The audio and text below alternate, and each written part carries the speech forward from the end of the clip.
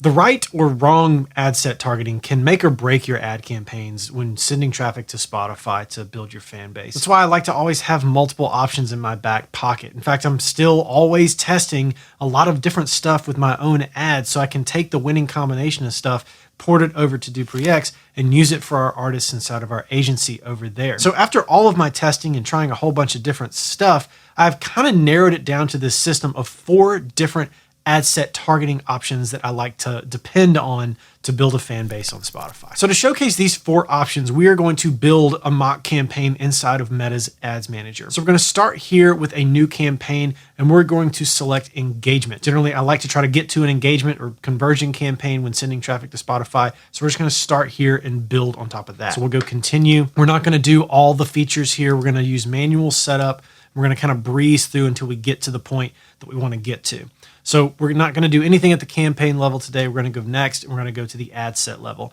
Now we want to make sure this is on our website, and then we're going to keep all this stuff the same. I'm not even going to select a conversion event today because that's not the point of this video. The main place we're going to look at here is the audience controls and targeting options here. So we're going to switch to original audience options first. I don't particularly recommend this Advantage Plus audience option for music-based ads sending traffic to Spotify. I think it does have its place, just not here. So we're going to turn this off despite the kind of scary error message that they give us here. We'll scroll back down to audience and we're going to change our advantage detailed targeting for each of these campaigns. That's the specific point that we're going to touch on with all 4 of these options. So select the countries you want to use. I have multiple videos about that. If you have any questions about where you should target your ads in terms of location, set your age to what you think your audience breakdown is, or if you have data on Spotify, enough of it to tell you who's listening, set it to that. So the first thing I like to do if I'm inside of a new ad account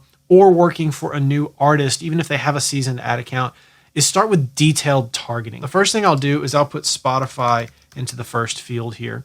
So anybody who sees this ad is likely to like Spotify. And the next thing I'm going to do is go to define further. And now I'm going to input multiple options in this field that I want to target based on the artist. So if I were targeting my music, for example, I would do like rock music. I would do electronic dance music. I'll do Linkin Park. And then I'll throw in another one here, 7 Lions. So I've got a couple of big, broad genres here, and then I've got a couple of artists. So the way this setup works is somebody to get served up this ad initially has to like Spotify and they have to like one of the options in the field below. So they can like electronic dance music, rock music, Linkin Park, or 7 Lions, but they have to like Spotify as well. Now I like this setup for new artists because I can make an educated guess about what their fan base is like based on what they've told me or what I think I hear in their music, and kind of guide the campaign from the get-go in at least a north, south, east, or west direction. And the other good news is if I'm running a conversion campaign, I can't really get into a whole lot of trouble here because Advantage Detailed Targeting has been applied to both of these fields already. And what that means is if Facebook's ad manager determines that it can get better results for me by looking outside of these audiences, it's going to take this audience, these 2 fields, into consideration and then branch out a little bit beyond that. Kind of think like in concentric circles. If you were to drop a rock in a pond, it were to make ripples outward, it's going to ripple out further and further and further as far as it has to find a decent return on ad spend for me. So that means that really the main hindrance here to this kind of campaign not working would be the song and the visual creative in the ad, which if those aren't working, obviously it's time to pivot anyway. Okay, so sometimes the first setup you do doesn't work. Sometimes you feel really good about the song. You're like, it's not the song, it's not the ad, it's the targeting. Or you have a good song that's doing kind of okay and you think it could do better. The next step I like to take if I'm having any of those issues, or kind of several others too, really, is I'll just cancel out this secondary section here. So if I get rid of all those defined further options, I'll just target Spotify. Now, this is a great way to kind of find your audience, both if you're having a few issues and also if you find yourself in like a genre or like genreless artist position, like, oh, my music's a little bit of this, it's a little bit of that. I don't really know how to define it. I don't really know who my audience is. If you don't really have any clue at all where to begin, just starting with Spotify is a really good place to do that. This may seem too broad, but the reality is music is a big global product. The consumption, the consumer base for music is massive. So going big and broad gives Facebook's ad system the opportunity to kind of find people and let them opt in with their attention by interacting with and engaging with your ad. So if you're having problems, start with Spotify, and then you can include detailed targeting from there if you really want to. So detailed targeting and Spotify only targeting are really great methods that I like to utilize for new ad accounts or ad accounts that don't have a ton of traffic at them.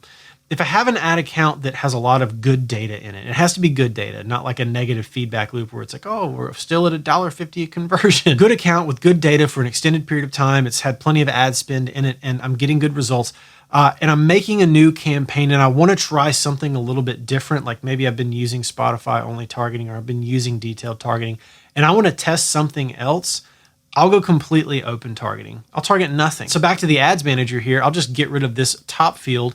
And it looks like this, super simple, nothing to it. Now, if you've never done this before, you might look at this and go, okay, well, this is just flushing money down the drain. I'm definitely not doing that. Why wouldn't I target anything?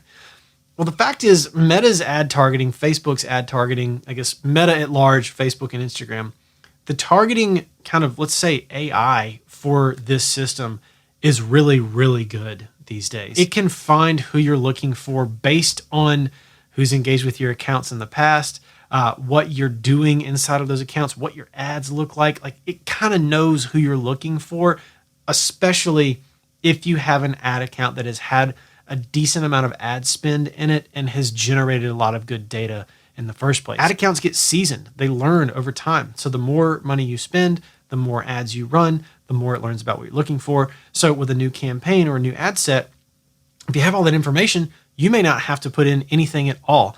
And this will save you a ton of time and a ton of guesswork if you want to try something else and not have to think of a bunch of options. Okay, so those are 3 cold targeted ad set options. But my 4th option and favorite one that I like to lean on is lookalike targeting. So for lookalike audiences, we are going to create like an artist and account specific set of people based on the data that we have generated for an ad account or for an artist. I just like this better because it feels more personal. It feels more like tailored and custom to the ad account and to the artist and whatever, rather than like picking just like a boilerplate set of options like Spotify or this artist or genre. It just feels like it works a little bit better because it is more personal. If you have no idea what a lookalike audience is or a custom audience or anything like that, some of my recent videos have been on that. I'll leave a link to the custom audience video and the lookalike video in the description of this video. If you want to go check that out, it might be helpful to build up those audiences so you can come back here and do this next step. Everything we've done thus far has been in this field down here for the advantage detailed targeting. For lookalikes, we're going to go up above locations. We're going to go to custom audiences. So if I go to custom audiences and I type in lookalike, it's going to pull up all the lookalike audiences that I have made in my account.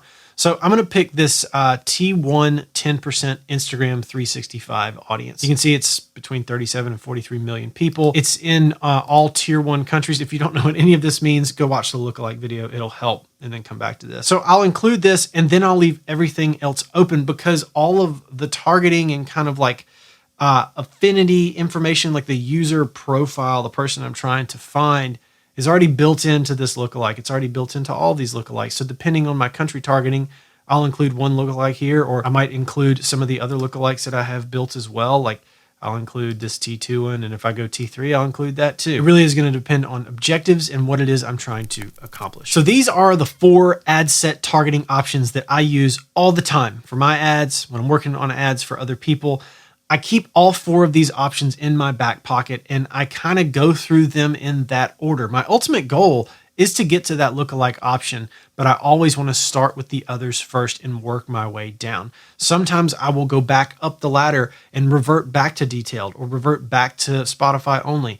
Oftentimes, actually most of the time, I will put one of each of these against one another inside of a campaign. So I'll do 2 ad sets. Maybe one's open, one's lookalike. Maybe one's detailed, one's Spotify only. I'm constantly split testing every single artist, every single account, always trying new stuff. We are always testing new things to see if we can get better results than what we've had in the past. So that's it for this video. If you found this helpful and you want to go deeper with topics just like this every single week, then I hope you'll subscribe to my newsletter, The One Thing. Every Tuesday, I send out one thing that I am either thinking about or testing to succeed as an independent artist. So if you do want to subscribe to that, I'll leave a link to do so in the description of this video. And as always, thank you for watching, and I'll catch you on the next one. Peace.